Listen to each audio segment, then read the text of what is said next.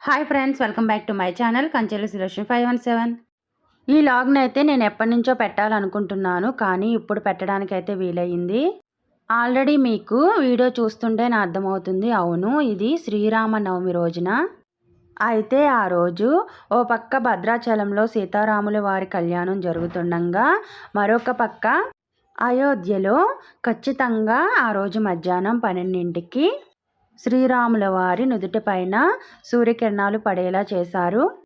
ఆ రోజు నాకు సాక్షాత్తు శ్రీరాముల వారు దివ్య దృష్టితో నన్ను చూస్తున్నట్టే అనిపించింది. ఇలా 12 గంటలకైతే హారతినైతే ఇచ్చారు అయోధ్యలోని శ్రీరాముల వారికి. అలా నేనైతే శ్రీరాముల వారిని చూస్తూ ఉండిపోయాను.